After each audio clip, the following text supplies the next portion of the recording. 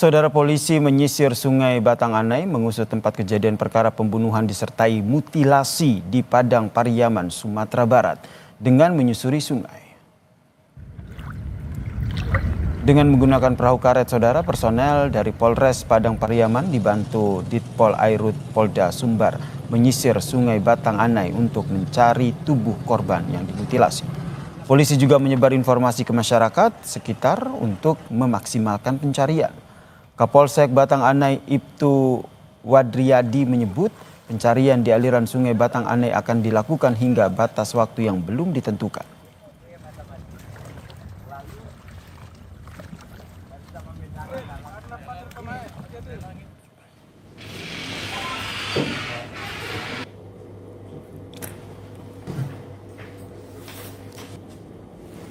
Sementara itu, saudara, melihat sikap tenang dan keterangan pelaku yang berubah, Polres Padang Pariaman mempertimbangkan untuk melakukan pemeriksaan kejiwaan pelaku pembunuhan berantai di Padang Pariaman, Sumatera Barat ini, saudara. Penyidik akan melibatkan psikolog untuk mendampingi pelaku dalam pemeriksaan. Tindak pidana yang dilakukan oleh Pak Satgas. Tes kejiwaan apabila itu dirasa perlu dalam hal pendampingan tersangka, saya rasa perlu. Yang kita kejar adalah motif, ya, motif dari kejahatan ini, dari pelaku ini sehingga adanya tindak pidana.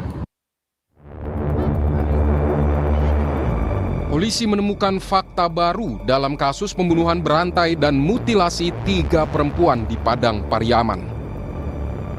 Polisi menemukan tempat kejadian perkara baru yang diduga sebagai lokasi utama pelaku untuk memutilasi korban.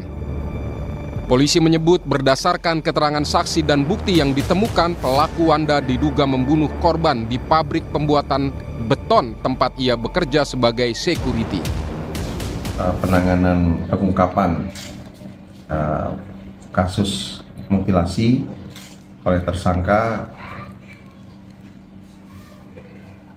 berdasarkan keterangan tersangka yang awalnya di sebuah kebun sawit, kami dalami dan ada bukti baru itu menunjukkan bahwa TKP-nya ada di sebuah pabrik, ya, di situ melakukan aksinya. Itu merupakan tempat bekerja dan sebagai security di situ. Sebelumnya, kepada polisi, pelaku Wanda mengaku membunuh dan memutilasi korban di perkebunan dekat rumahnya. Tapi kesaksian pelaku berbeda dengan kesaksian dan bukti yang ditemukan. Dari penyidikan polisi, juga menemukan 2 korban lain yang dibunuh pelaku pada kurun waktu 1,5 tahun lalu. Pelaku menyembunyikan jasad korban di sumur yang berada di belakang rumahnya. Berdasarkan hasil identifikasi yang dilakukan oleh pihak kepolisian terhadap jenazah yang ditemukan di sepanjang aliran Sungai Batang Anai, itu pihak kepolisian akhirnya dapat merumuskan 1 nama sebagai pelaku. Pelaku SJ diamankan di rumah ini pada Kamis dini hari. Dan menariknya adalah dari hasil pendalaman lebih lanjut, ditemukan fakta bahwasannya pelaku juga melakukan pembunuhan terhadap 2 orang mahasiswi pada kurun waktu 1,5 tahun yang lalu di rumah ini. Jenazah kedua siswi ini tidak seperti yang dilakukan terhadap mutilasi, korban mutilasi. Jenazah kedua mahasiswi yang dibunuh pada 1,5 tahun yang lalu itu dikubur oleh pelaku di sumur tua di belakang rumah. Keluarga Siska Oktavia, salah seorang korban yang jenazahnya ditemukan terkubur di sumur tua belakang rumah pelaku, sempat melaporkan hilangnya korban ke polisi 1,5 tahun lalu. Namun setelah pasrah karena tak kunjung menerima kabar, keluarga akhirnya mendapat informasi jika Siska menjadi salah satu korban pembunuhan Wanda. Ke polsek awalnya, polsek ini kan katanya kan jenjang-jenjang ada SOP gitu kan. Polsek sampai berganti ke sampai ganti itu kan ke polsek ini tetap tidak ada kasus. Sampai kayak foto adik kami orang hilang kan ditempel di polsek terus jatuh foto bang tidak ada ditempel lagi kayak gitulah, kayak abis kayak emang tidak ada hasil dari pihak berwajib, jadi kami tuh kayak hampir nyerah kayak gitu.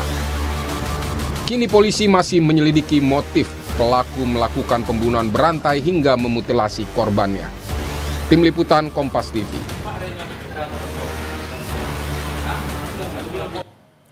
Saudara, hingga saat ini polisi masih menelusuri motif dari pelaku tega membunuh 3 perempuan dan memutilasi salah satu di antaranya. Lantas benarkah dugaan motif asmara atau kedok utang dibalik tindakan keji pelaku? Kita bahas bersama kriminolog Universitas Indonesia Adrianus Meliala. Bang Adrianus, terima kasih sudah bergabung bersama kami di Kompas Petang. Ini polisi menemukan bukti baru untuk di mana eksekusi korban di tempat kerja bukan di perkebunan. Apa sebenarnya yang bisa dibuktikan dari temuan bukti-bukti baru ini?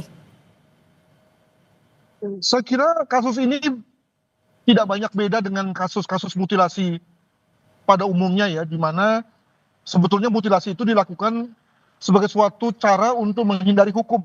Jadi untuk diketahui bahwa begitu seseorang melakukan suatu tindak pidana, khususnya tindak pidana pembunuhan, maka ada 2 opsi yang tersedia baginya. Pertama, dia lari, atau yang kedua adalah dia tidak mau lari, tapi dia lalu menghilangkan jasad korban sedemikian rupa, sehingga seolah-olah dia tidak berbuat apa-apa. Nah, dia memilih cara ini. Tentu cara yang kedua ini memang cara yang kalkulatif ya, dan berani. Kenapa? Karena tidak semua orang yang setelah membunuh mampu memutilasi. Ya, membunuh saja sudah suatu pekerjaan yang tidak semua orang mampu melakukannya. Ditambah lagi sekarang memutilasi. Ya, belum lagi bicara soal bagaimana membuangnya, bagaimana supaya tidak ketahuan. Makanya misalnya ada orang atau ada kasus di mana mayat itu kemudian setelah dimutilasi lalu dimasukkan ke dalam koper, dimasukkan ke dalam kardus, itu pun juga dibuang diam-diam ya. Ada yang dibuang di jurang, ada yang dibuang di pinggir tol dan seterusnya, melambangkan kesulitan dalam rangka pembuangan jenazah tersebut. Demikian. Bang Adrianus, pelaku sudah sempat mengaku bahwa telah membunuh 2 korban sebelumnya dan juga ada temuan mutilasi korban yang terakhir ini. Apakah masih perlu polisi untuk memeriksa kejiwaan korban? Karena mungkin banyak pihak yang mengkhawatirkan dengan pemeriksaan kejiwaan ini justru bisa mengurangi ancaman hukuman terhadap pelaku.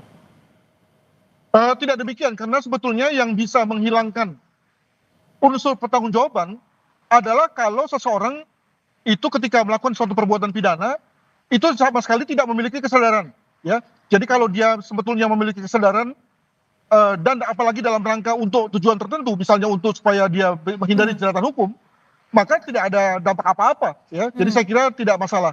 Dan saya duga bahwa kalaupun diadakan pemeriksaan kejiwaan, maka pasti pelakunya sehat ini. Mengapa sehat? Karena tadi dia mampu memilih opsi yang berat itu. Dan bukan hanya itu, mampu memilih opsi yang dia pilih dan mampu mengeksekusinya secara baik. Makanya kemudian baru ketahuan setelah beberapa lama, itu kan mengindikasikan bahwa pelakunya cerdas. Gitu. Dan bukan hanya 1 orang, tapi diduga lebih daripada 3 orang ya. Nah, ini kan mengindikasikan bahwa pelakunya cerdas saat menghindar dari jeratan hukum tersebut. Demikian. Ya, korbannya perempuan, apakah Anda melihat ada faktor femisida sebagai pola kekerasan ataupun pembunuhan yang sistemik?